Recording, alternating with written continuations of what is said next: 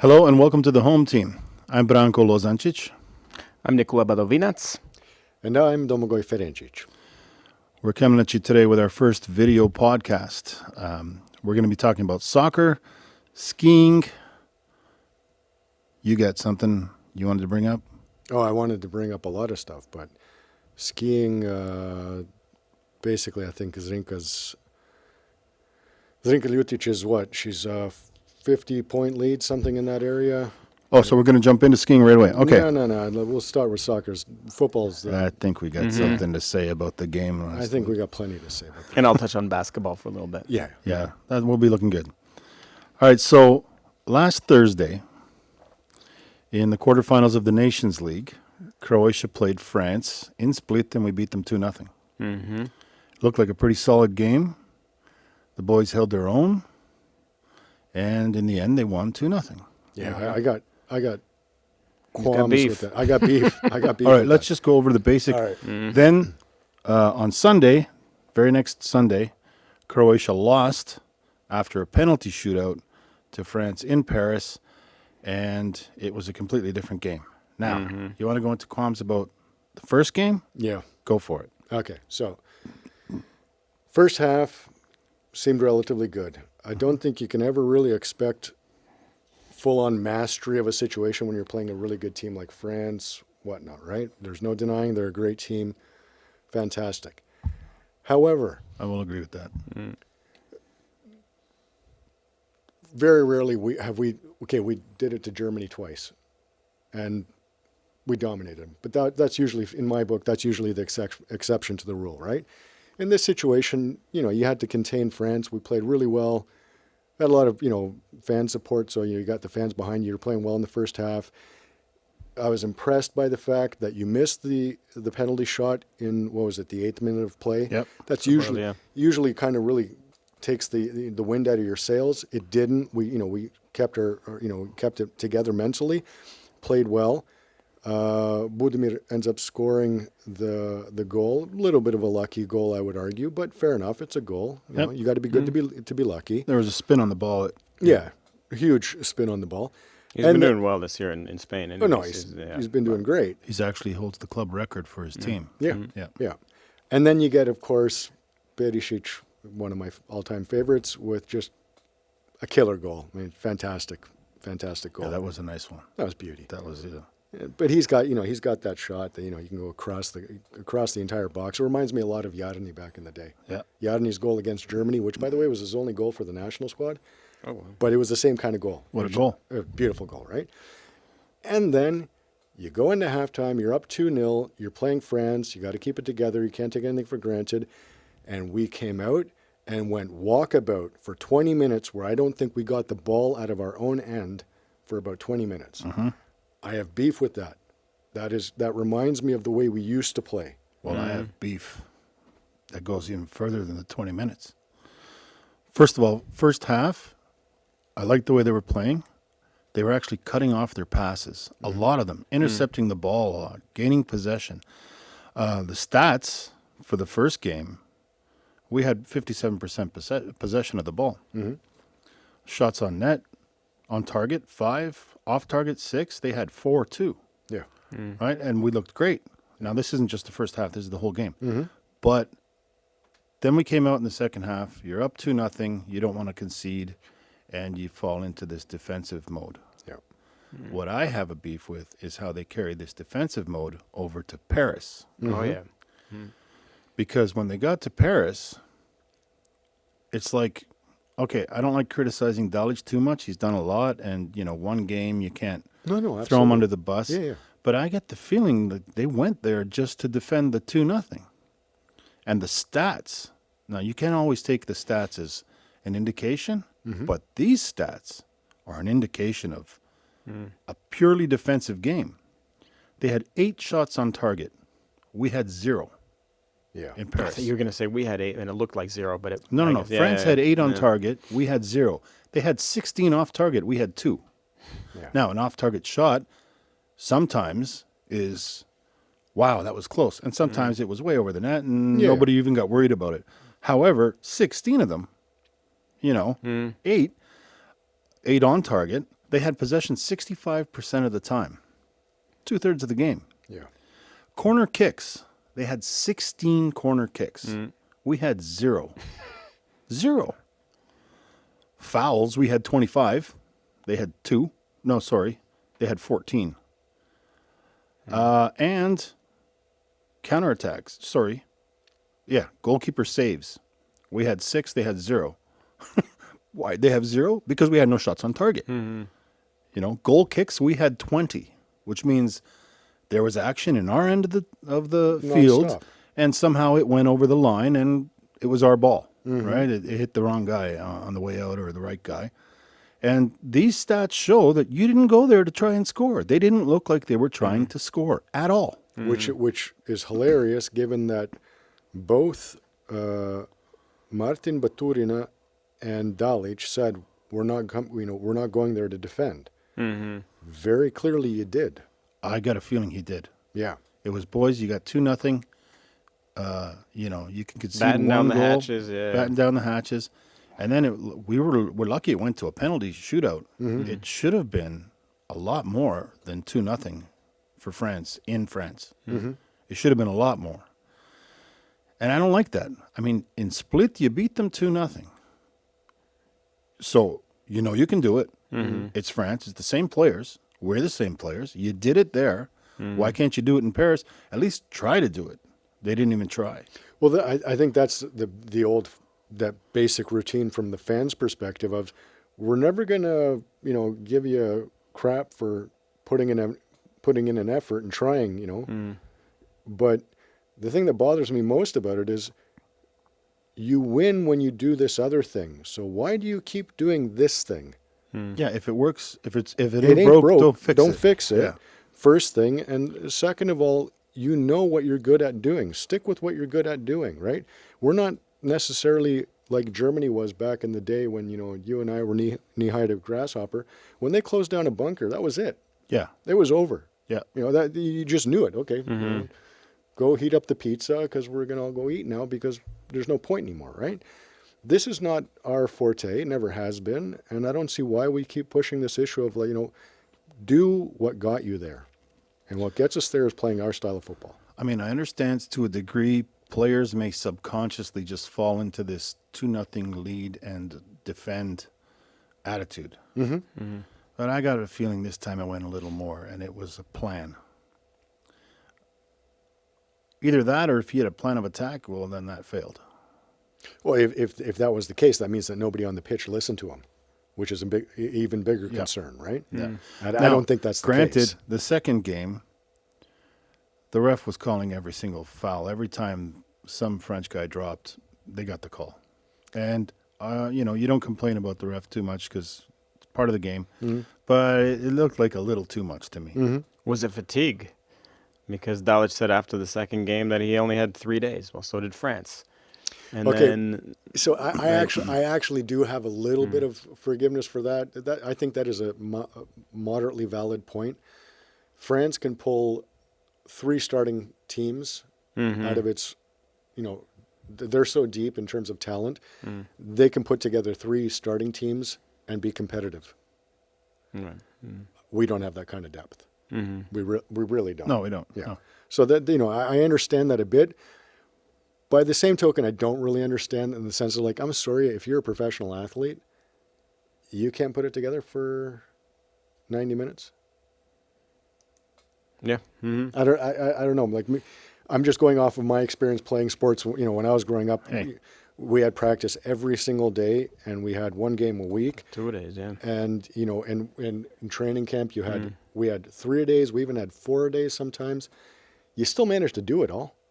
Yeah. So I think I don't necessarily buy into that in the sense of oh my God, I'm so fatigued. I do understand that, okay, you don't have maybe as fresh guys as France does because France can literally put together 3 teams, right? That's my take on that issue. But the first part of the second half of the first leg and game 2 looked like we went walkabout. I could even, I'm not going to say forgive, right? Because I support them and, I wasn't on the field, so. Yeah. But I can forgive, so to speak, the second half of the first game. You're up 2-0. You kind of naturally don't want to concede a goal and take it to the 90th minute and win. But the second game, when you go in from minute 1, You got to go guns blazing. you get, well, at least try to score. They weren't, in the first game, they were pressing them in their half. Yes. They weren't even pressing them in their half. All of our players were on our side. You know, it worked there. Why can't it work in Paris? Well, this is what brings me back to the old, it's the old adage. The best defense is a good offense. If you got the ball in their end and you're pressuring them, they can't score. Well, the plan, according to Dalić, before the first game, was they're quick. And on the counterattack, they can come down so fast and surprise you. So we're going to always have one extra man stay behind on defense. The regular defense plus one. And it worked. It worked for the first half. Yeah. Second half, okay, they didn't score. We managed to defend it. But then why didn't you do that in the second game? What went wrong? What changed? It had to be the plan or something else, I can't believe it would be subconsciously we're just going to go there and try to sneak away with our 2-0 and hope not to lose by Hope for the 2-0 best, or yeah. score a goal. Well, you sure as hell didn't try to score a goal. Well, that to me does sound like hopefully we won't lose. It was more of that attitude than let's go in there and score an early goal and put this thing to bed, right? Yeah. That's the way I would approach it. Score the early goal, put this thing to bed, and let's get on with it. The other thing that it reminds me of, and I think it was Johan Cruyff said, you can't score if you don't put the ball on net. Yeah. That's basic. Yeah. You miss every shot you don't take, right? Classic. Well, in the end, we were witness to the Mbappe friendship with Modric. They're on the same Yeah, when he team. fell and they picked on it. He fell, but Modric went to talk to him. They were kind of all both heated, but then they laughed it off together and all that. Although in Split, Mbappe didn't stick around to shake everybody's hand. He went off the field right away after the game. But then he put out a social media post in which he said to all Croatians, I love your country. I have been there. I get treated well. I have a great time when I'm there. Don't take it personally. I love all you, but it's football, and I'm going to do everything for my country that I can. Okay. No, fair enough. That's fair enough. Yeah. And it's also kind of a nice gesture to even make that point and send such a message. So he seems to be like a nice guy. He's doing his thing. He's playing for France, so of course he's going to do whatever he can. Yeah, I didn't take any issue with any of that. What I took issue with was the dive. Yeah. That was a blatant dive, and I think diving is ruining the game. Yeah. Somehow they've got to resolve that issue, and I don't blame Luka for getting heated. Of course. Because you're diving, I'm going to get heated. Yeah, exactly. You're doing it for your country, I'm doing this for mine. Yeah. Or national team. Yeah. So, but, fair enough. I think he did the right thing by putting out the whatever it was, a tweet or whatnot. Well, anyway, this all led to Croatia finally finding out what group they're in for World Cup qualifiers. Yeah. We have Montenegro, Czech Republic, Faroe Islands, and Gibraltar. Tough group. Why do it seems like Faroe Islands and Gibraltar are usually kind of like in the same group. I don't know. Well, that's in the Nations League. Yeah. Now this is a five team group, so only the first one goes directly. Yeah. But I mean, all respect to the Faroe Islands and Gibraltar. They don't expect to go through, and we don't expect them to go through. So the ones we're looking at are Czech Republic and Montenegro. Yeah. As far as Montenegro is concerned, they recently beat Turkey in the Nations League 3-1. Oh, wow. And they beat Gibraltar 3-1. They've lost to Iceland, Wales, Turkey, Georgia, Belgium. They beat North Macedonia, and now we're already into 2024, way back. The Czech Republic, I think, is more dangerous than Montenegro. They beat Faroe Islands and Georgia 2-1 each. They beat Albania. They've tied with Ukraine, and they've also tied with Albania in the Nations League.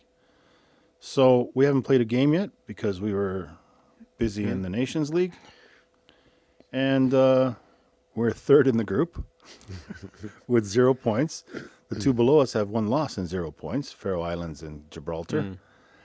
And actually, our next game is Gibraltar, I think. June 6th. We play Gibraltar in Gibraltar. Yeah. And then 3 days later, the Monday the 9th, we play the Czech Republic in Osijek. Yeah. Yes. Yeah. I'm going to say it up front. I do have expectations. I don't think this generation from the Czech side is comparable to us, and I don't think Montenegro is comparable to us. No. We should win this group without having lost a game. Anything less than that, in my opinion, even if you win it but lost the game, to me is not up to our standard. We are a world-class football team. We're in the top 10, in my opinion, top 10 in the entire world in football. And we have to stop playing down to other teams' level. And I agree. And we do that so often that it's mind-numbing. Well, I think in a sense, compared to the first great success of the Croatian team, which would be the 98 World Cup, they took third place. I think the generations after have created enough, kept Croatia like in the top 10. Sometimes they dropped out by 1 or 2 spots, but we've always generally been in the top 10.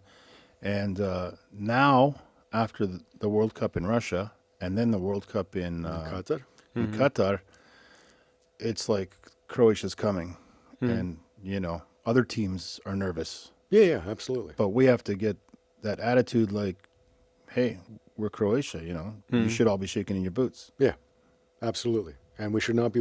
I think we have some of it, but more than before. More than before, absolutely. I have always argued this. I thought it started with Slaven Bilic when he was coach, when we started to understand that, hey, we've got some really, really good players here.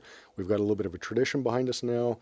We went out and beat Norway with our B team, literally. Yep. I think it was in Rijeka that we did that.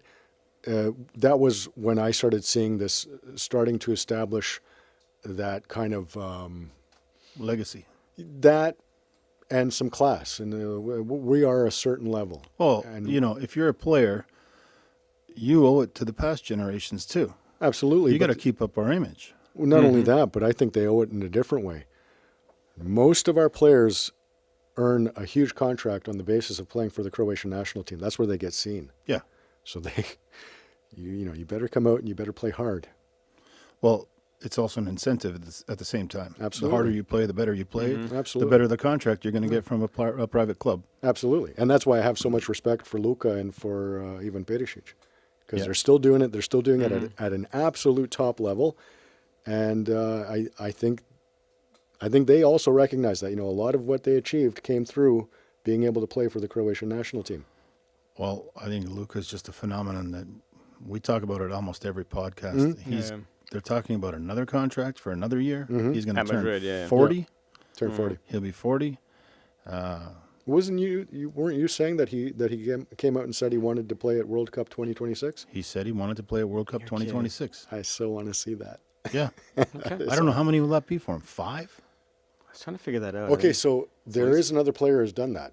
No, but how many will it be for him? For him, that would be, so he was in Germany, he was in Brazil, he was Russia. Japan? Was he in Japan? No. That was before. No. Germany, Brazil, Russia, and Qatar. Well, that's 4, and this will be 5.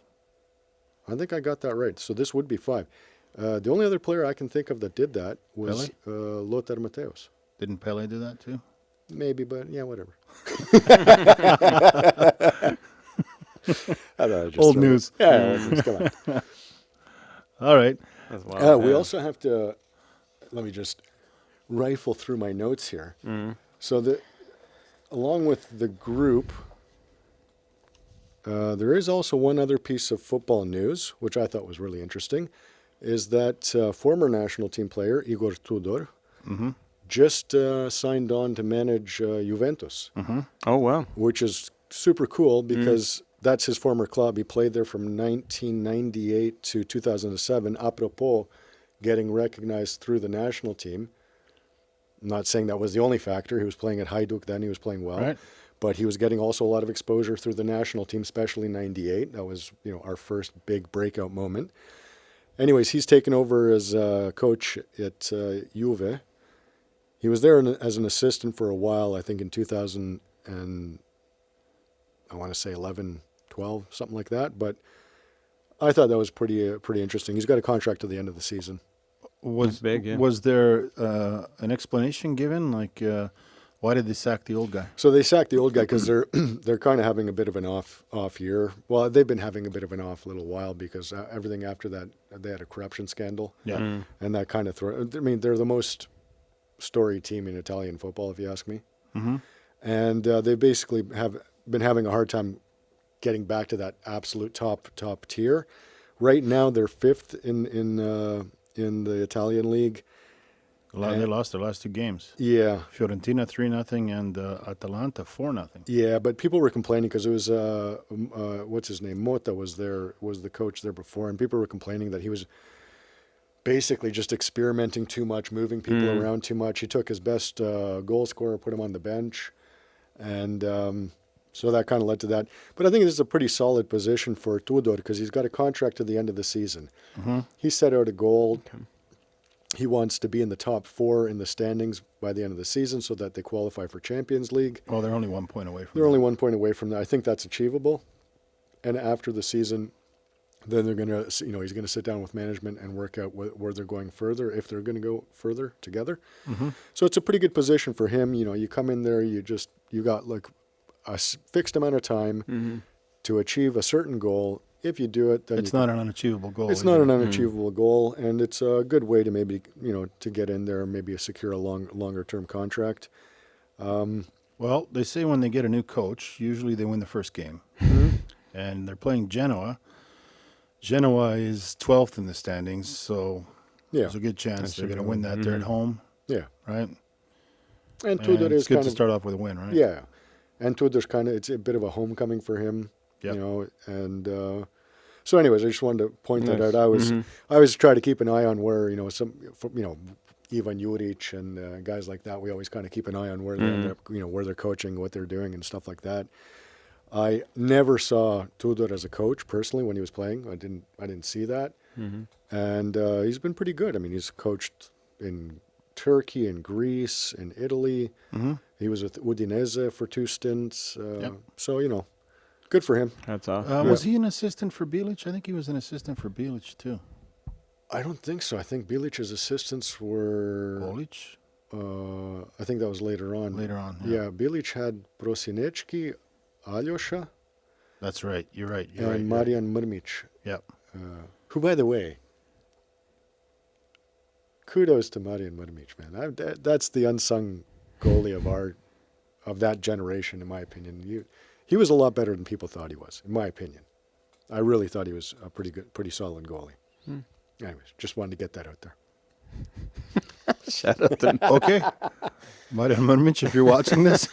Sorry, he was a good goalie. You're the center of attention again. All right, we're going to move on to another sport. What do you think about skiing? You want to go skiing? Yeah, sure. You want to tee that up? All right, so we have Zrinka Ljutić is Croatia's hopeful to win the small crystal globe in the slalom. Let's do it. In the World Cup, women's. There's one more race tomorrow. Today, she's racing in the giant slalom. Sun Valley, USA. Yeah. Sun Valley, USA. She's 8th in the giant slalom, I think. But I don't think she's going to try too much today. The race has actually started. So there's 2 runs today, giant slalom. I don't think she's going to... she can't win the giant slalom. Yeah. A miracle has to happen. I don't even think she can catch up with the points. However, the slalom, she's 41 points ahead of Camille Ross It's from hers Switzerland. to lose, right? Well, it is hers to lose, yeah. Or to win. Let's get positive about this. Right? The cup is half full. So tomorrow's the big day. We're going to see how she does. Like I said, she's 41 points back. She said she didn't comment. There's an article on the HRT website. She didn't comment on what she's going to do today at the giant slalom. Like I said, I have a feeling she's not going to really risk any injury or anything. Yeah, yeah. But she said, as for the slalom tomorrow, the course is fairly flat, quite long, and she hopes that the conditions will be the same for everybody. It's going to be a little warmer on the slalom day, and she's ready for that. And she's trained for that in the last little while on softer snow. They're probably going to salt the snow, and I believe you just looked up why they salt the snow. You want Yeah, so- a quick explanation of why they salt the snow Okay, so by Domago. the quick explanation, to my understanding, is that they'll lay down some sea salt. It's been processed in a certain way in around turns or jumps and in slushy areas, because it firms up the snow and basically creates a little bit of a crusty layer of ice, so you actually got your skis can catch on something. Basically, I would assume the logic would be that it keeps the piste fast. Okay, I don't see how that figures in with salting the roads, but I'll take it. Counterintuitive, yeah. counterintuitive, but that's the general logic. Yep. Well, Zrinka said she's ready for it, Yeah. so I guess she's aware of this procedure, and she's used to it. And the conditions are all the same for everyone anyway. She has 41 points ahead of Camille Rast of Switzerland. I'm not sure exactly The point system? What place she has to take to guarantee first? Is second enough to guarantee first, regardless of how Camille Rast? It is. It is? Yeah, because the first place gets 100 points, second place gets 80 points, and third place gets 60, and then it winds down from there. So even third place would be Even good for third her. place would be good enough. She'd win by 1 point if Camille Rast won. Yes. All right. Yeah. And we'll be watching that tomorrow. But again, I think that needs to be said to put that into context. It's not like you can lean back in your skis because the level of competition is so tight. It's not like Camille Rast isn't going to be out there killing it, right? Right. So, she's got to go for it.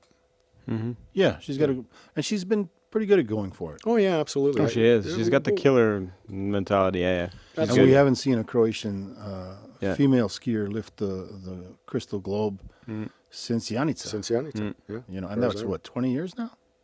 Well, It's about 20. Sure. pretty damn She's close. been out of it for a long time. So when was Torino? That was It wasn't 12, was it? no, I think No, Torino was 8. 2006. Can't look it up fast enough. You're talking about Olympics? Yeah, Yeah. because she killed it in Torino. In Torino, that was gold medals. Yeah, So we're she- talking about the crystal globe. Well, I'm saying And that's same year, I'm that saying was like- 2006. Yeah, so roughly, Roughly 20 years. something like 18, that. Yeah. 19. So, but it's been a while since we've had a top flight skier in the women's ranks, and good for her because she's early in her career. Yeah, she's young. 21, man. Yeah. So, How old is Kid, she? 21. 21, huh? Wow. and to your point, like she's super solid mentally. yeah. That's the whole key, right? That is the key. yeah, she looks like she has it all together. and Absolutely. She's not losing her head or anything. Not Yeah. flaky, yeah. Yeah. Well, no, good. We'll be having a beer and rooting for her. Definitely. Hopefully one day we can go live and have a beer with our Yeah. friends in TV land. Exactly. Just quick stop by on tennis.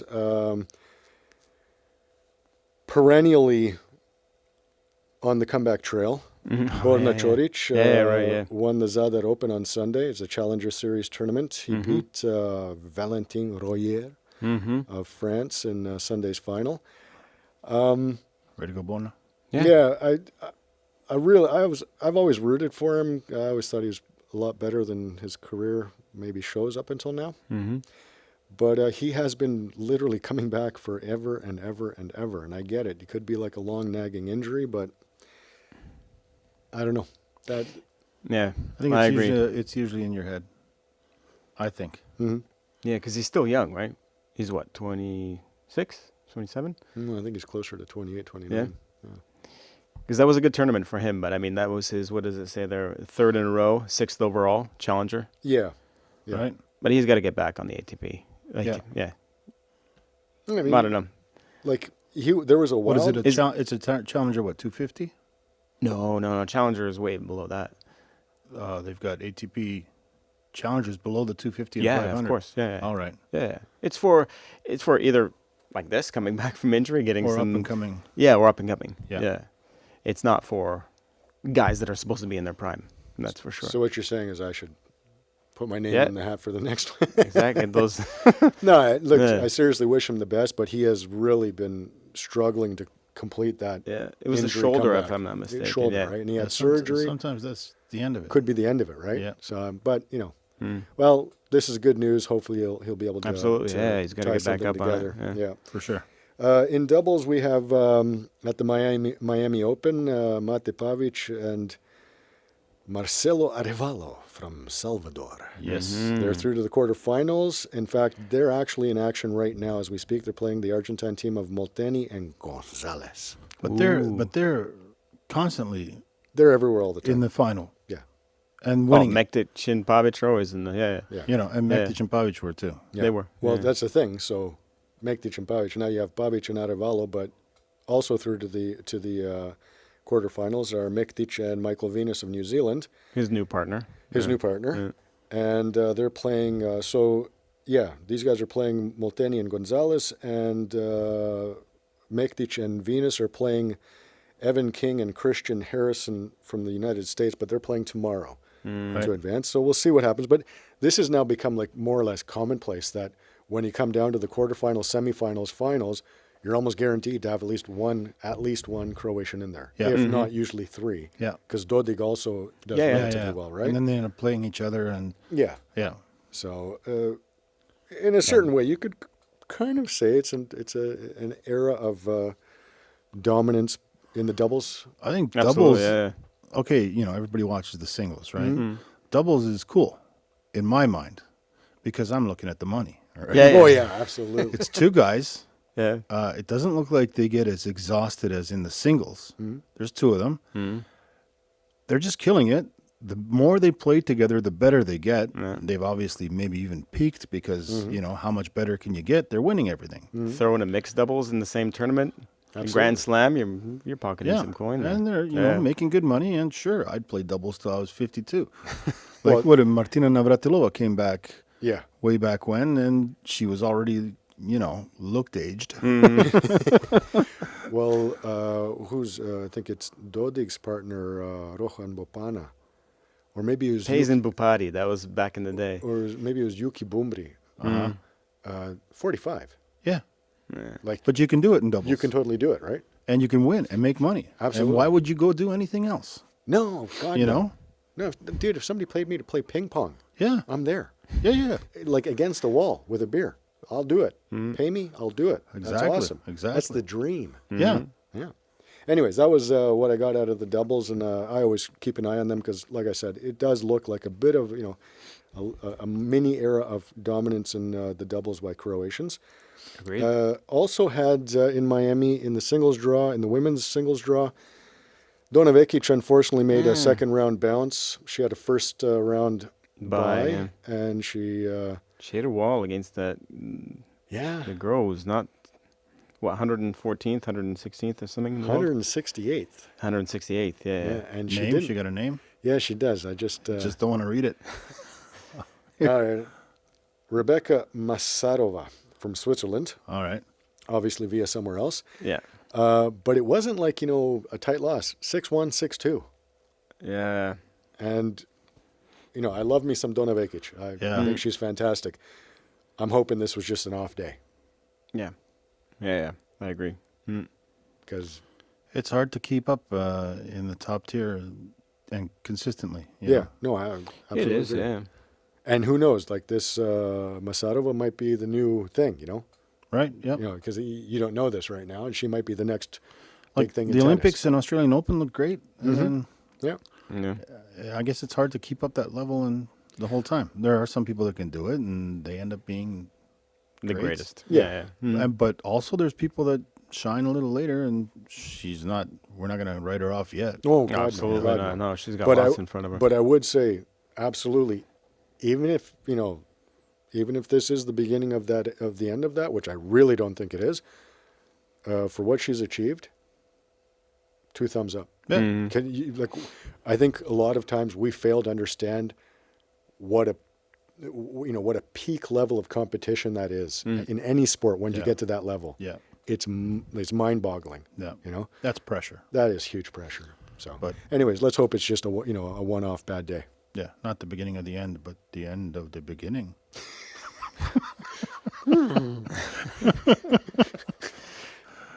What was that? The Winston Churchill joke.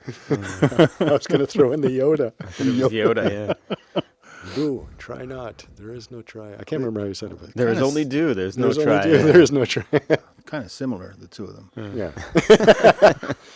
I was going to throw it over to you with basketball now. Yeah, Yes. sure. Yeah. Yeah, I suggest anybody to take a look at Karlo Matković, the kid. Well, he's not a kid, but he's 23. Rookie for the New Orleans Pelicans. Mm-hmm. Really good. 6'10", 235. He's got a sweet stroke. Center, forward center, mostly center. He started a few games. He's only played, so this is rookie year. He was drafted 2 years ago. How many games does he have this season? He's played 35 games. He's averaging almost 7 points and 5 rebounds a game, but he's got a nice stroke. He runs the center of the court, pick, rolls to the basket, or pick and pop because he can shoot. He's got some corner threes. We're looking at some highlights just now. Yeah. The kid is good. The kid is good. I suggest you keep an eye on him because he's going to have a long career if he stays like that. Yeah. Because, I mean, we can go back to Zubac in a second, but for this kid right now, his footwork, his nose to the basket, I think he's got a great career. He's done, okay, fine. Obviously, he's a rookie, so sometimes he's in and out of the starting lineup. How many starts does he have? 6 starts. Yeah. Right? So, game log just recently, just this month, 22 minutes last night versus Philadelphia, 19 points, 8 rebounds, 3 assists. Nice. So if you're scoring 19 points in 22 minutes, Yeah. that's pretty good. And he was, as we said, he was third off the bench, right? Third off the bench. So I don't know. I mean, okay, I can't say garbage team. They're bottom dwellers, right? Yeah. No, fair enough. New Orleans still Still, going to win still, anything, right? He's playing Yeah, this is your time to get some wind. top you know? league in the world. You can't say anything. You know. No, absolutely, yeah. And just seeing him on the court, I was very surprised this year. I haven't seen too many Pelicans games. Okay, sorry. But, again, just watching the kid, his nose for the basket is great. I like him. Yeah. Assists. He hits his free throws. Hits his free throws. Big man. He's, where was I just now? So he's basically, where was it? So saying his 3-point is, okay, it's not the greatest. It's probably 40%. But his free throws are almost 80% per game. So he's great. I like the kid a lot. I think he's got a great career. Yeah. So he tied his career high last night with 19. Yeah. But still, double-double earlier this month, 12 points, 11 rebounds. So he's averaging around 20 to 25 minutes per game, which is okay. So he's got nothing but good stuff in front of him. Well, what we were watching before absolutely, we came on to, I'm sorry, but that looked super smooth. Yep. Super agile for a big dude. Yep. That's what really blew me away. And the things you're pointing out, like just naturally doing those things, like, okay, run down the center of the court, right? Keep the ball up high. Exactly. Pick and roll, pick and bump, whatever. Pick and pop, yeah. It's it just all looks so. And then when he started nailing these 3-pointers from the corner, it's a nice stroke. It's not an awkward stroke. no, like it Well, looked I mean, really, you know, Yeah. he is a rookie, right? Yep. And this is just going to boost his confidence, and he's going to get better. Like he's still feeling his way in. yeah, Right. but Absolutely, But yeah. it looks like he's been in the league for 4 years. And that's the thing that I like is that, I mean, yeah, okay, he was drafted 2 years ago, but he stayed in he stayed in Europe for 2 more years. And I think they do.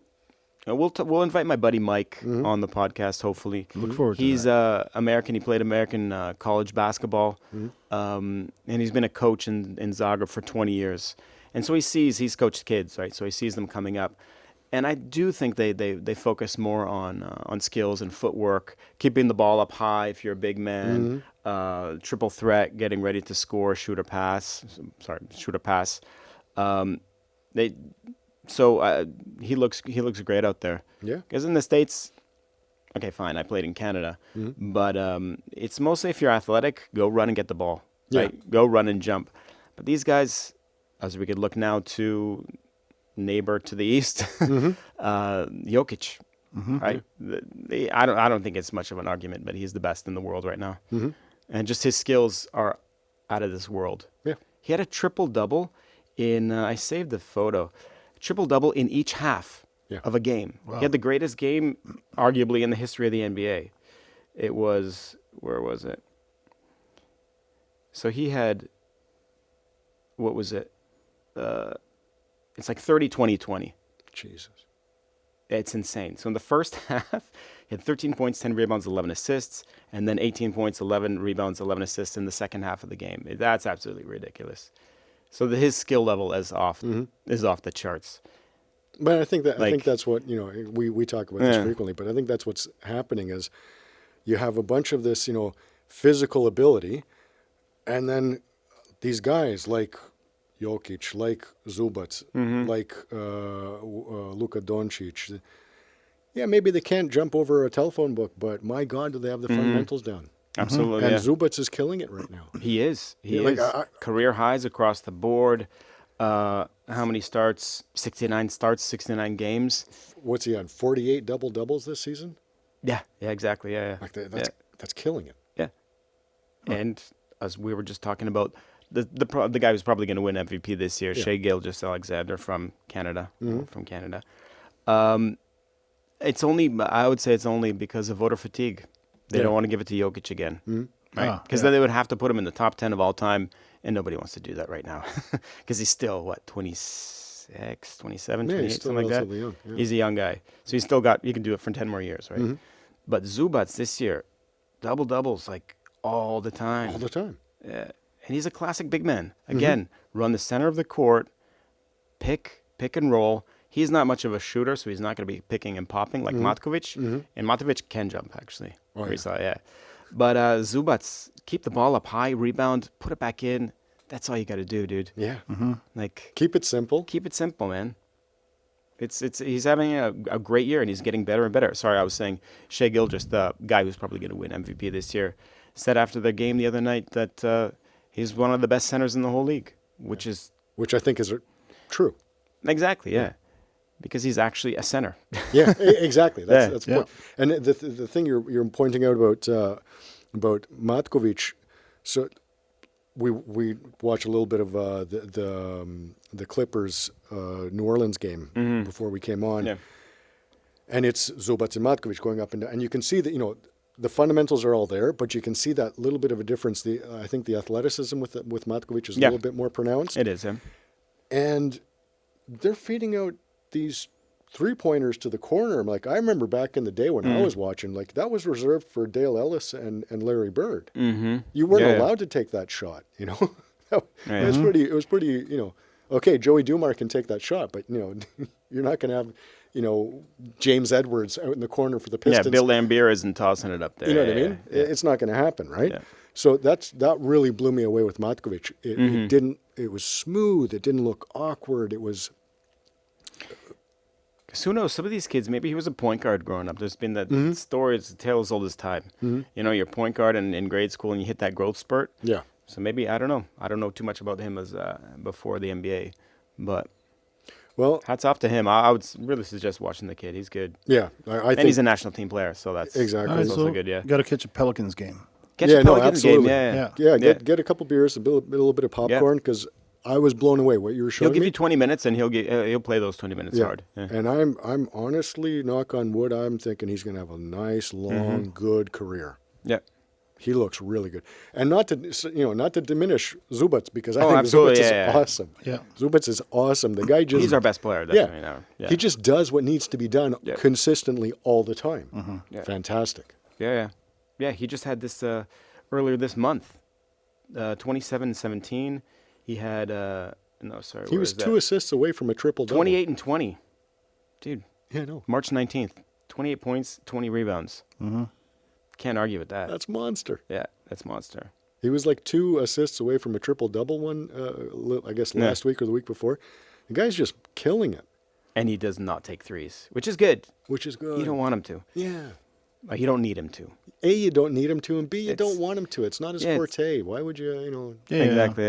Yeah. Do what you're Yeah. here for. exactly. Yeah. It's the old thing, James Edwards. Why'd you have him there? You had him there, okay, aside from the Fu Manchu, because that was by far the best Fu Manchu basketball I've ever seen. And I'm not joking. If you don't know, look it up. Look it up. It's brilliant. Manchu. Oh, it's brilliant. But you had him there so he'd sit literally somewhere around the free throw line, pick up something, or John Sally would pick up something and dish it to him, and he'd do a fadeaway jumper. And that was it. And it worked. So, like we said, if it ain't broke, don't fix it. Exactly. Yeah. No, I think both of them are fantastic, and I'm really hoping our national squad and the association can get it together, because we've been wasting too much good talent for not good enough results. Yeah. Hopefully, we're going to have some methods of communication with our viewers up by the time this video goes up, and we'd like to hear what you think. Have you seen? And Zubac is only 28. Sorry, so he's still got Have you lots seen of them? time. What do you think of them? Yeah. We can get him on. We'll be looking forward to that. Absolutely. Yeah. Comments, questions, Yeah. cries of anguish. Requests. Yeah, we do. We do requests. We do requests. But well, hopefully we're going to have all that up by the next time, and we want to get more interaction with the guests anyway. Absolutely. just throwing that in, but don't let me kill the basketball conversation now. Well, no, I think we kind of that was that. Those are two guys. We got Bogdanovic, who's injured. He's out for the year. Yeah. Šarić. Just not getting the time. Yeah.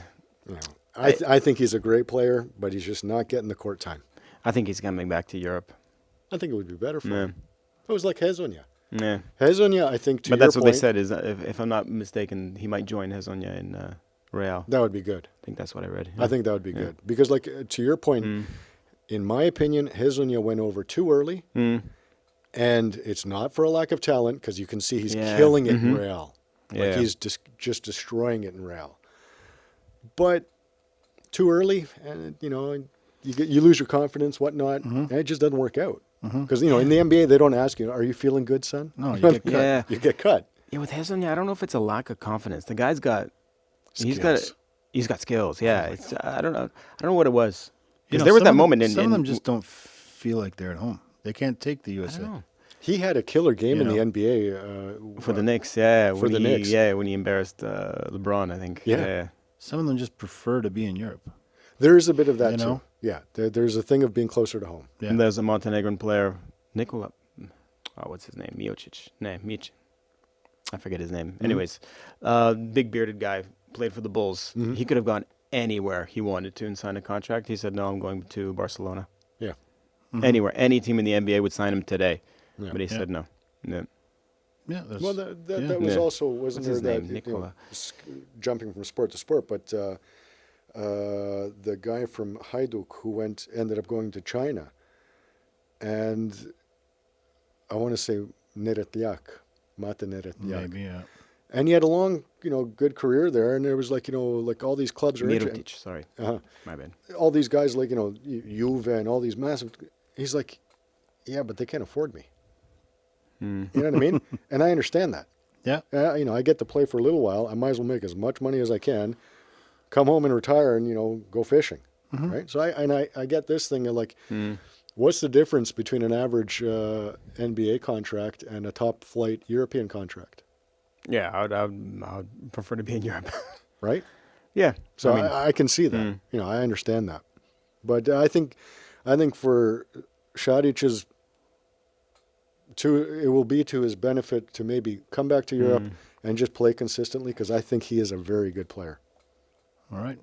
he's also young too. He's not that old. And that would be good for, sorry to interrupt, but looking at it from the national team perspective, if you've got Hezonja and him playing well in Europe, and then you've got Zubac and Matković, you're looking at a pretty solid core of players for your national squad. And that, Šarić is 30. And our national squad hasn't been up there forever. oh my God! Yeah. When's the last time we were competitive? Like 97? That would be the World Championships in Toronto. Yeah. That So was and it's a shame, because it's not like we haven't had players. Yeah. But fair enough. All right. Do you have any more sports? But that's, I'm. Right up in I there. No, just I really wa- I want to just talk about wanted Matković. Yeah, I just wanted to add one thing, and that was just, let me make sure I'm not missing anything. Yeah. Croatian freedivers. Yeah. Freedivers. Yeah. I got to put Okay. on. I got to put on my look. Vitromir. Yeah, my look intelligente. When you for talk this about one. free divers, you mean the guys with the breath? Yep. Yeah. Yeah. Apnea, yeah. yeah. Okay, yeah, so yeah, I'm I've, gonna- I've heard about this yeah. recently. I'm going to read this. Because Croatians are killing it, by the way. Yeah, I'm going to read this because I don't want to get it wrong because I'm not familiar with the sport at all. Croatian freedivers Sanda Delia and Vitomir Maricic set new world records in Siberia's Lake Baikal. Oh yeah. The deepest in the world. Yeah, Yep. deepest in the world, but they were diving under ice, right? Yep. Yeah. And So Delia, it's depth. It's not. You know, Yeah. you could have that. There's a discipline where you cut the ice and then just go Exactly. across and then Yeah. up. It's horizontal. This is vertical, right? Yeah. Okay. and Well, did they go? Sorry. Uh-huh. Finish it and then I'll ask. so Delia went 55 meters. So this is you've got a rope, no fins. You pull yourself down and drag yourself back up, right? Okay, so immersion. there's no weight. No, no way. This is You called got to free pull immersion. yourself down by the rope, or you have to go down beside the rope. No, No, yeah, you you're pull your- pulling. You're you're pulling. pulling. Okay, yeah, so you're yeah. pulling yourself down. Free immersion. It's called FIM. Yeah. And she went 55 meters. New world I record. can't go 3. I have trouble in a bathtub, okay? And Maricic went 62 meters. And I think you and I were talking about this the other day. So they're in warm water conditions, their bests Both their records are double that. are double that.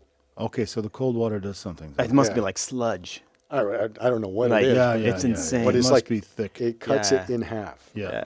But anyways, they set world records. So kudos to them. Shout out to them. Good on Yeah. Yeah. you. And Yeah. Vitor made, I think it was earlier, just a few months ago, held his breath for 10 minutes. 10 minutes yeah. Yeah. underwater. Yes, presumably. Yeah, but static, right? You're not doing anything. Yeah. Yeah. Oh, Well, I mean, you're not burning out. he's you not are. doing See, because I thought Yeah. I thought he was changing out the piping and the plumbing in the house. Wow, okay, you're not swimming lengths. I That's could go to 10 different. in the bathtub, maybe. I'm not doing anything. You know what I mean? Holding breath, not Yeah, I doing get anything. it. I get it. I just thought that was hilarious. Oh, they Yeah. hyperventilate before, right? Yeah, And then we they- don't know. He they get might have their- taken oxygen as well. They before. get their lungs filled with oxygen, their blood like Yeah, I guess something. oversaturated as much as they can Yeah. by doing all the breathing, and then they go down and it lasts longer. Like if you hyperventilate, you'll last, 15 seconds more than Yeah. you normally would, right? Yeah, He but goes you gotta, 10. But you got to watch that because what you're trying to do, basically, as I understood, I did take a freediving course back in the day. Tell us. So the burning of the lungs, when everyone has the same thing. When you're feeling it, it's just these guys know how to overcome that because you're not gonna die. Let's say, right? So you're holding your breath for 1 minute. I don't know that. I don't. Your Yeah, lungs. I've gone down to pick up It's- like a shell, come back up. I thought I was going to die. Right? I didn't. I can overcome it. It's at that moment. It's not your lack of oxygen. It's the CO2 buildup that your lungs are like, get this CO2 out of here, right? So that's what it is. So you're not like, I'm dying of oxygen. I need lack of oxygen. I need oxygen. What you're doing, your body is saying, get rid of the CO2. That's what the burning is. Okay. So basically, I've done it. Okay, so you take this course. Anyways, they basically say, okay, hold the side of the pool, hold your breath, blah, blah, blah. You hold it for whatever, 1:20. Okay? And then the guy says, okay, when you feel that pain, know that I'm here, and you're always tapping your finger to make sure you're still alive, right? Basically, sign of life. You got to Sounds raise your beautiful. finger, whatever. Sounds If you beautiful. pass through that, I held it for another minute after that. My Wait, personal you record. got over this pain, Yeah. this burning? Yeah, you're just like, okay, when he sees it, you meet it, and you deal with That's- it, and you go through it. Sorry, It's but- nuts. Yeah. I can't trust anyone with that. I mean, you. Well, you're right there. Your head Well, is- no, you just I go know, like but you this. trusted him, right? Yeah, I did, yeah. He's telling you, and you trust him. He's right. Yeah. And okay, why would he lie and all that? But that burning, when Yeah. it starts, I wouldn't trust anybody. I'm coming up for air, man. Yeah. We are not only entertaining; we are also educational. Yes. This is all But news. it's- All right. This and is all news to me. how much did you get up to? I think my record was 2 minutes and 20 or something like that. That's Yeah. it. Sorry. Yeah. But you got to help. You got I to. could do 220. There's no. We could have a competition. We'll get a Sure. bathtub in Yeah. here.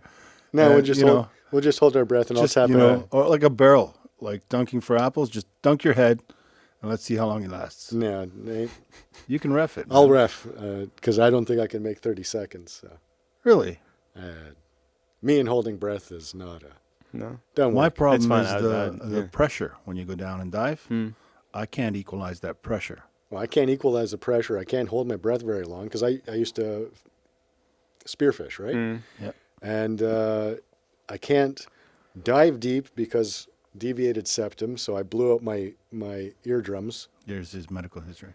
Yeah, well, it's a long. That would be a long episode. And I can't equal it out, which is why I blew them out. And I can't hold my breath, so I literally do all this stuff within that span of about 3 to 5 meters. Yeah. Here, Okay. fishy. Well, the thing is, there are ways to do it, right? So Yeah. you lay in wait, Mhm. and you lay in wait at a depth so you can get Yeah. up quick enough to go.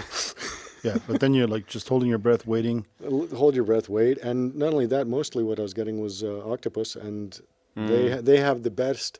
That is the best evolution of an animal for fishermen ever, because when you see them or they see you, they start changing color.